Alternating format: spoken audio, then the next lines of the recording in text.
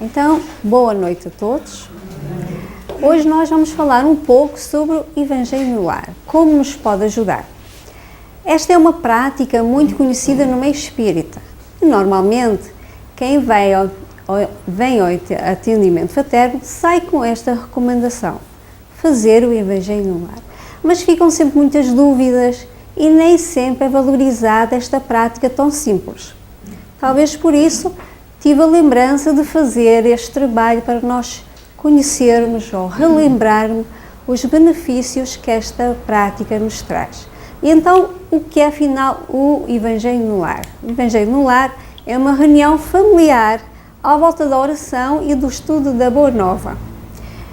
E temos o conhecimento que o primeiro a fazer esta reunião foi mesmo Jesus. Quem nos esclareceu isso foi o espírito Ney Lúcio, através da psicografia de Francisco Xavier no livro Jesus no Lar. Encontra-nos, então, Ney Lúcio relata-nos que uma certa ocasião Jesus estava em casa de Pedro e observou que à sua volta as pessoas tinham uma conversação um pouco construtiva, nada edificante. Quer dizer, deviam estar todos a falar mal de tudo e de todos, como nós fazemos às vezes, não é? Então Jesus chamou a atenção de Pedro e, entre outras coisas, disse-lhes o seguinte: a paz do mundo começa sob as telhas a que nos acolhemos. Se não aprendemos a viver em paz entre quatro paredes, como aguardar a harmonia das nações? E começou também a fazer a Pedro as seguintes perguntas. Pedro, o que é que faz os peixes, o pescador com os peixes que pesca? E o oleiro, o que faz com o barro? E o carpinteiro, o que faz com a madeira? E Pedro, um pouco surpreendido com estas perguntas de Jesus, lá foi respondendo que essas pessoas pegam nos recursos da sua profissão, fazem um bom produto, o melhor possível, para depois vender, ter o seu ganho para a vida pessoal, ter então um salário. Então Jesus disse: Pedro, então façamos nós o mesmo, aproveitemos os recursos, outros recursos que também Deus nos dá, para fazermos os nossos ganhos espirituais. E esses recursos são o tempo, a oportunidade do tempo, a nossa inteligência, o nosso entendimento e a nossa voz. E pegou nas escrituras sagradas, começou a ler e fazer comentários acerca daquilo que lia. E pediu a Pedro que a partir daquela altura fizesse o mesmo. No meio espírita, propriamente dito, essa ideia veio mesmo com Allan Kardec. E isso está relatado na Revista Espírita de abril de 1864. Nesta revista nós vemos um artigo, eu aconselho todos a lerem a Revista Espírita, porque nos traz um complemento muito grande dos outros livros da codificação. Eu fiquei emocionada com este artigo. Então, neste determinado artigo, Allan Kardec responde a umas pessoas que lhe tinham escrito a perguntar porque é que ele não tinha incluído uma oração do Pai da manhã e uma oração para a noite, já que no livro Evangelho segundo o Espiritismo tem muitas orações no fim, como nós sabemos. E Allan Kardec disse que o objetivo daquele livro não era transformá-lo num livro de orações, que de facto tenha no fim várias orações que foram recomendações dos espíritos e são orientações para os trabalhos espíritas. Contudo, ele recomendou que então, para de manhã e à noite, fazermos a oração do Pai Nosso, a oração que Jesus nos ensinou. E sugeriu, no mesmo artigo, que pelo menos uma vez por semana juntássemos mais um tempo à prece, juntássemos a leitura de algumas passagens do Evangelho e também alguma leitura de algumas instruções boas dadas pelos Espíritos. Então aqui isto foi um embrião para a implantação do Evangelho no lar, nos lares espíritas e não só, já que esta prática pode ser feita por qualquer pessoa. Qual é a finalidade destas reuniões? É mesmo a educação e a transformação. Emmanuel nos diz assim: a função educadora e regeneradora da família é extremamente delicada e importante, quando se atribui à reencarnação a oportunidade de ascensão na escala evolutiva, através de novas experiências no campo intelectual e moral. Então nós percebemos assim, e a doutrina espírita nos esclarece isso muito bem, que pela lei da reencarnação é no lar que se reencontram os espíritos, na condição de pais, de filhos e irmãos. O objetivo é de aprendermos no convívio uns com os outros. Então, quando a gente chega a esta conclusão, deixamos de pensar em termos de o nosso filho, a nossa filha, o meu pai, né, a minha mãe. A gente passa a compreender que são filhos do mesmo pai e nós temos a responsabilidade de nos ajudar uns aos outros para evoluírem. Continuando com Emmanuel, ele diz que a melhor escola ainda é o lar, onde a criança deve receber as bases do sentimento e do caráter. Também porque as crianças são mais facilmente moldáveis e são abertas a novas ideias. E é a obrigação de todos os pais e educadores ou educadoras darem orientação espiritual às crianças. A existência de Deus, o alimento espiritual que se obtém através da oração, a ligação que existe entre todos e o respeito mútuo devem ser valores passados pela família. Tal como nós levamos as crianças ao médico, à escola, ao dentista e às vacinas, e eles muitas vezes não gostam e choram, mas nós insistimos e levamos, não é? Porque achamos que é o melhor para as crianças. A orientação, sabemos nós, a orientação espiritual, também é importante para a criança evoluir espiritualmente e para ir tratando da sua evolução. E nós temos também aqui a Joana de Ângelos, que nos recomenda o Evangelho no lar. Diz ela assim: dedica uma das 7 noites da semana ao culto evangélico no lar, a fim de que Jesus possa pernoitar em tua casa. Prepara a mesa, coloca água pura, abre o Evangelho, distende a mensagem da fé, enlaça a família e ora. Jesus virá em visita.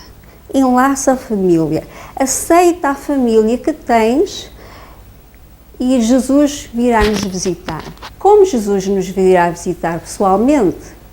Bom, quando Jesus nos diz assim, de diversas formas, e muitas não chegamos a compreender, quando Jesus diz assim: eu e o Pai somos um, e quando nós sabemos que Deus é tudo, está em tudo e em todos, então a gente compreende que a evolução de Jesus transcende o nosso entendimento. Neste caso em concreto, já é perfeitamente percebível para nós que Jesus virá em nossa vida através do sentimento, através do coração. Então Jesus veio para fazer um reino no coração dos homens. À medida que nós tomamos contato com os seus ensinamentos e procuramos praticá-los, nós vamos aperfeiçoando os nossos sentimentos. Esse nosso trabalho vai nos pôr em sintonia com os planos mais altos. E nós vamos começar a ver aqui os efeitos do Evangelho no lar. Então, pelo estudo, nós entramos em sintonia com planos mais altos. Essa sintonia vai atrair benfeitores espirituais. E esses benfeitores espirituais trazem vibrações de paz, favorecem o nosso entendimento e conosco fazem a higienização que é a limpeza energética do ambiente.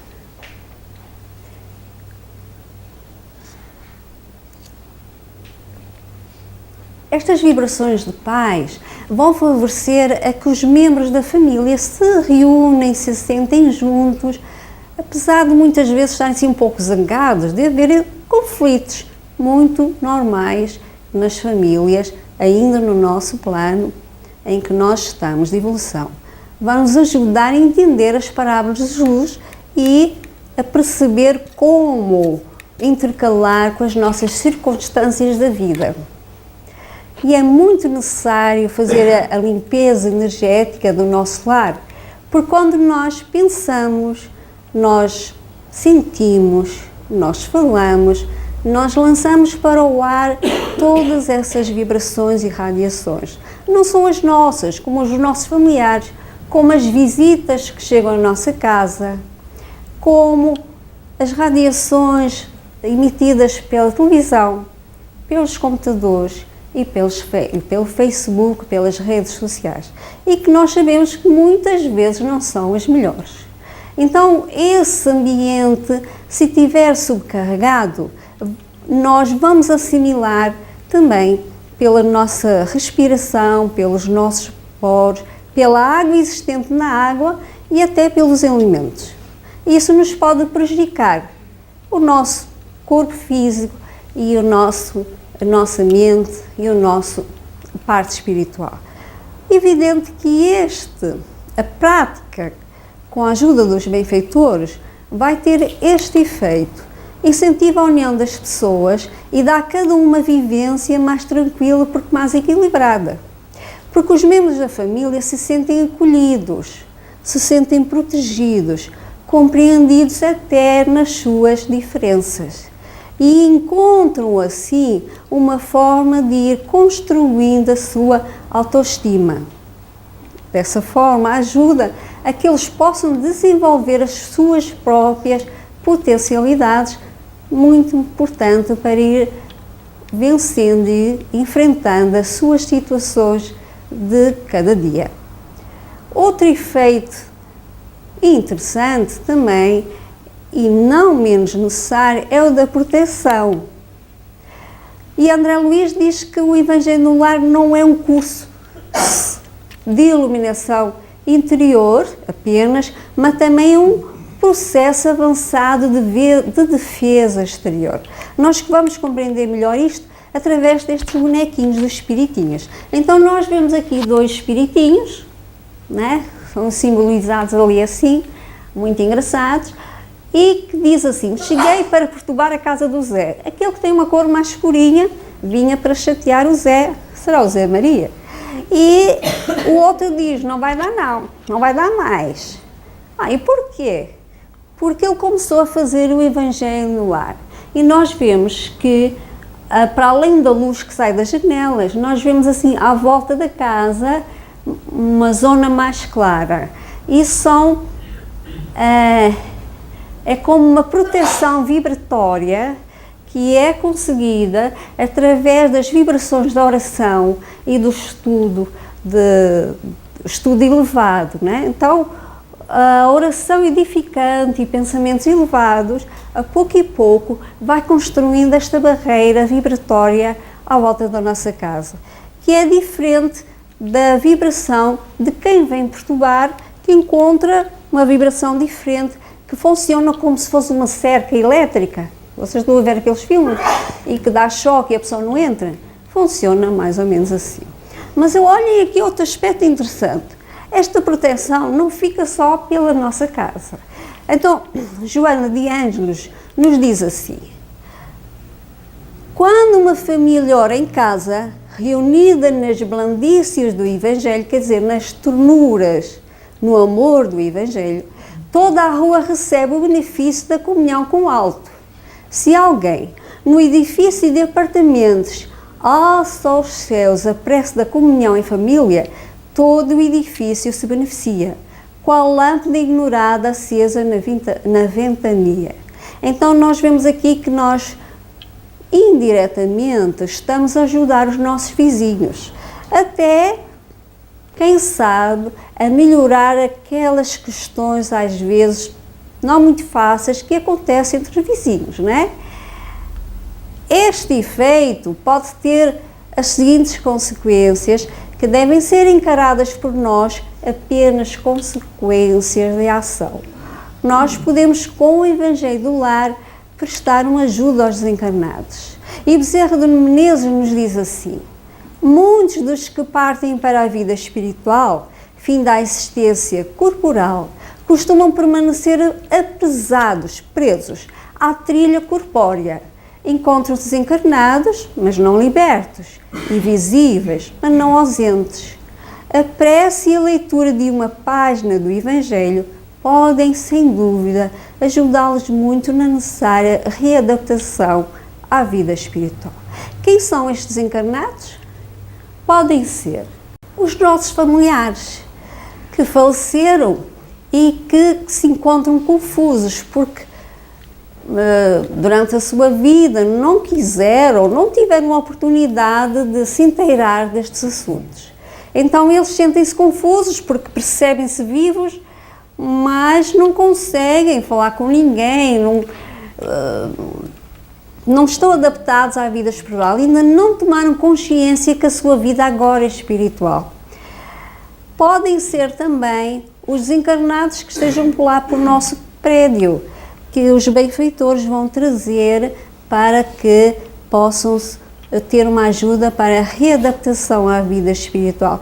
E também podem ser aqueles desencarnados que nós mesmos atraímos, que entram connosco, que são atraídos pelos nossos pensamentos, nossos sentimentos e as nossas atitudes, que ainda não são assim muito boas, porque todos nós ainda oscilamos, nós estamos ainda no bom combate para irmos ultrapassando os nossos impulsos.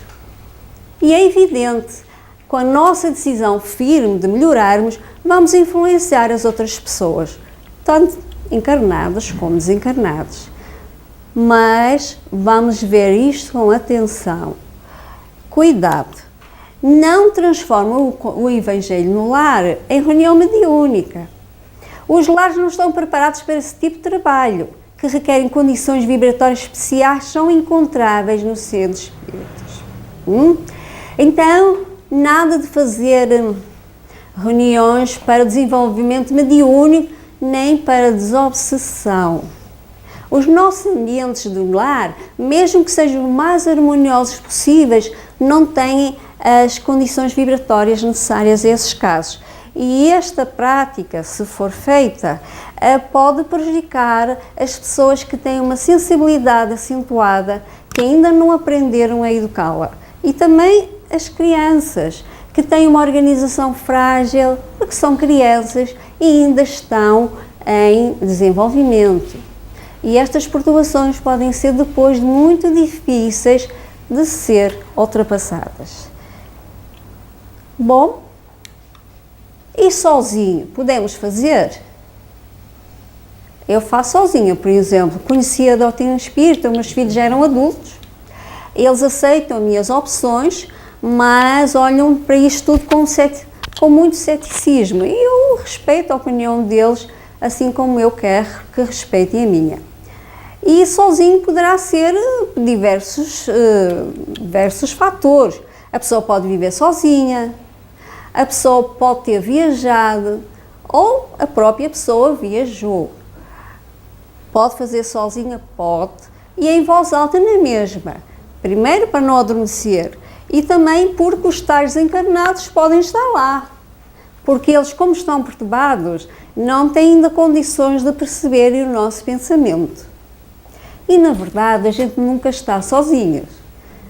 Porque Jesus nos disse que onde 2 ou mais estiverem reunidos em meu nome, eu estarei no meio deles. E olha o que acontece.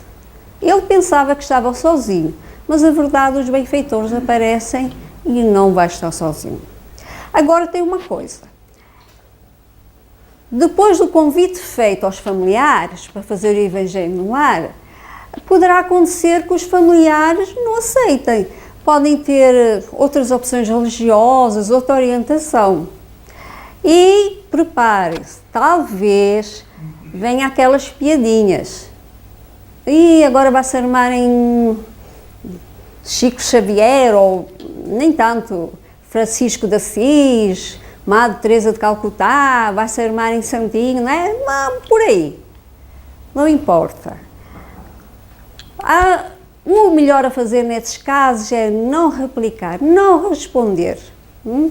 Eles vão se cansar e vão se deixar de dar piadinhas. Pronto, aí nessa altura nós precisamos de treinar a nossa resistência e também para não cairmos nas tais tentações que é de responder à letra ou até desistir.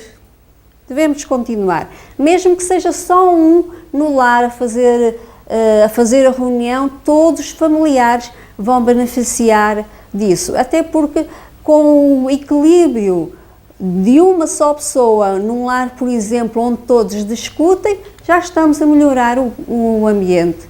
E Paulo nos diz que o exemplo arrasta as multidões. Então, com o nosso equilíbrio, eles poderão mais tarde querer fazer o Evangelho no lar.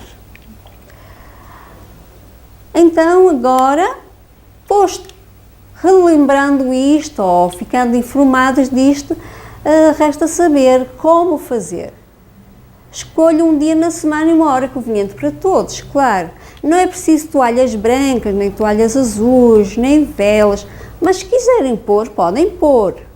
Agora, é bom que seja um ambiente limpo, arejado, porque nós sabemos que mesmo a luz do sol já ajuda a eliminar muitas substâncias que estão no meio ambiente e que nos fazem mal.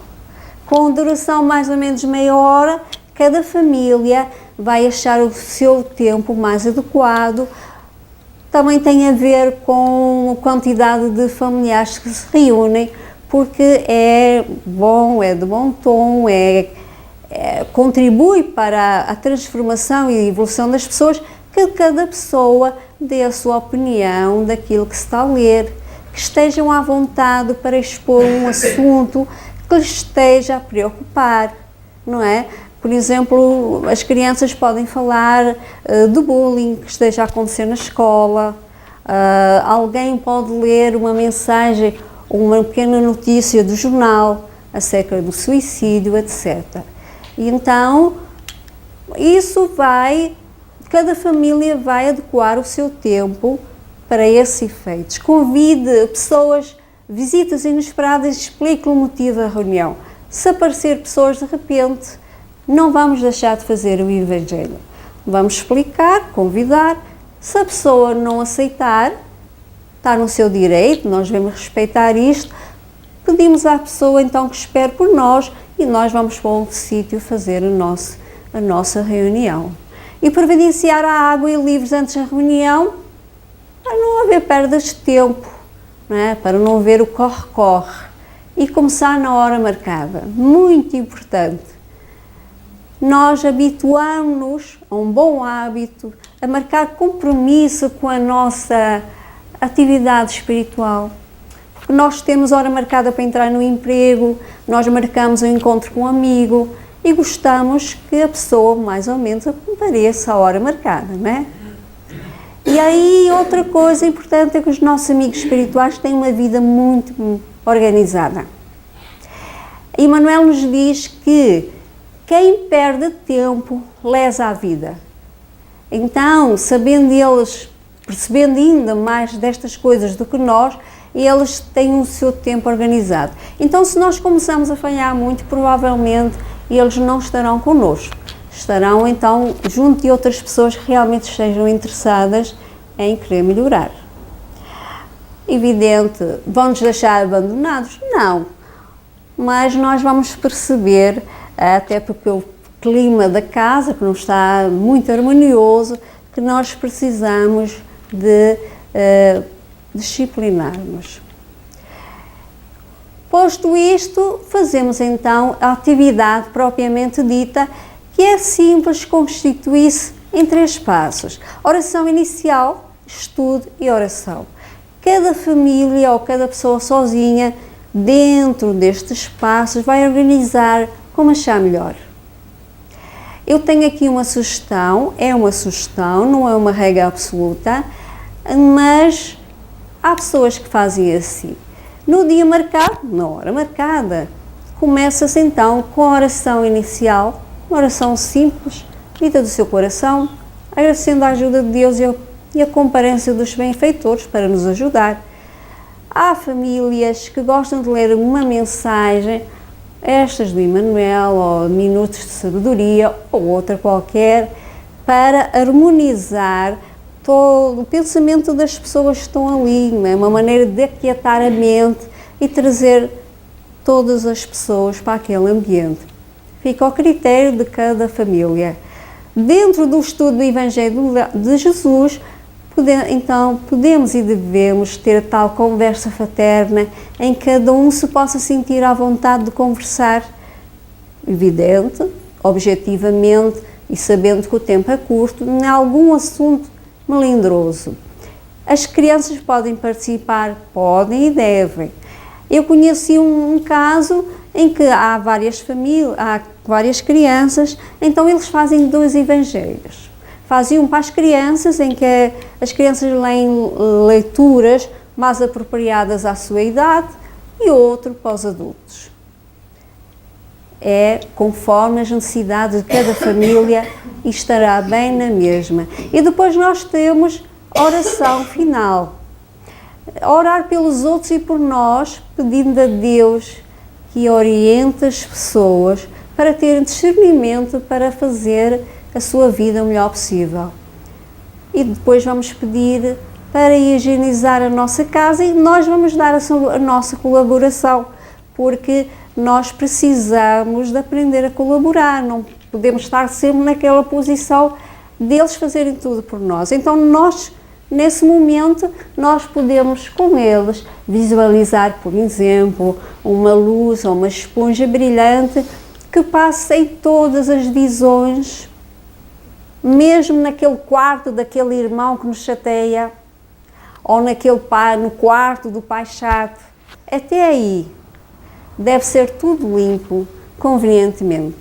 E depois vamos pedir para fluidificar a água, então vamos pedir para que os benfeitores coloquem na água substâncias benéficas que irão penetrar nas suas moléculas, dando-nos assim qualidades que nós necessitamos para nos ajudar no nosso equilíbrio, não é?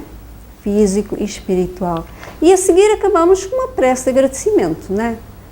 Agradecendo a Deus pela oportunidade de sabermos estas informações, agradecendo aos nossos benfeitores a sua presença e agradecendo sobretudo a misericórdia de Deus que nos concede, assim, pela fraternidade, podermos ajudar e comunicar uns com os outros. Então, conclusão.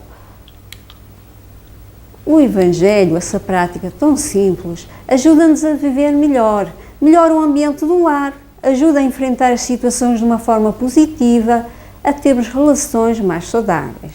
Ajuda a elevar o nosso padrão vibratório de modo a podermos ouvir as inspirações dos nossos mentores espirituais. Isso dá-se não só esta orientação, estas inspirações podem dar-se também para além do tempo feito no Evangelho do Lar.